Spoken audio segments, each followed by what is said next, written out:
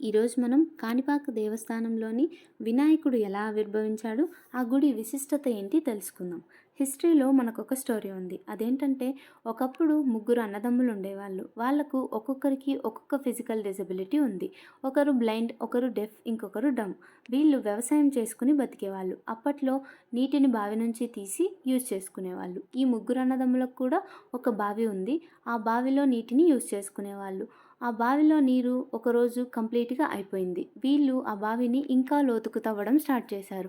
అలా తవ్వుతూ ఉండగా మధ్యలో వీళ్ళకు ఒక రాయి తగిలినట్టు అనిపించింది. ఇమ్మీడియేట్‌లీ ఆ రాయి నుంచి బ్లడ్ రావడం స్టార్ట్ అయింది. అప్పటి వరకు బావిలో ఉన్న వాటర్ మొత్తం రెడ్ కలర్‌లో మారిపోయింది. అంతేకాకుండా ఈ ముగ్గురు అన్నదమ్ములకి ఉన్న డిజబిలిటీ కూడా పోయింది. ఇది తెలుసుకున్న చుట్టుపక్కల ప్రజలందరూ తండోపతండాలుగా అక్కడికి తరలివచ్చి ఆ రాయి ఇంకా ఎంత లోతు ఉంది అని తవ్వడం స్టార్ట్ చేశారు. కానీ ఏ ఫలితం లేకపోయింది. అప్పుడు వినాయకుడే స్వయంభూగా ఆ బావిలో నుంచి వెలిశాడు. అప్పటినుంచి ప్రజలందరూ వినాయకుడిని కొలవడం స్టార్ట్ చేశారు. ఇక్కడ గుడి ప్రత్యేకత ఏంటంటే వినాయకుడు భూమికి సమతలంగా కాకుండా బావిలో నుంచి వెలిశాడు. ఇక్కడ వినాయకుణ్ణి వరప్రదాతగా ప్రజలు కొలుస్తారు. ఈ పుణ్యక్షేత్రాన్ని దర్శించి ఆ గుడి ఆవరణలో ఉన్న బావిలో మనకిష్టమైనది వదిలి ఏదైనా కోరుకుంటే జరుగుతుందని నమ్మకం. సో ఇది అండి, ఇలా కాణిపాక వినాయకుడు ఆవిర్భవించాడు. Thank you for watching.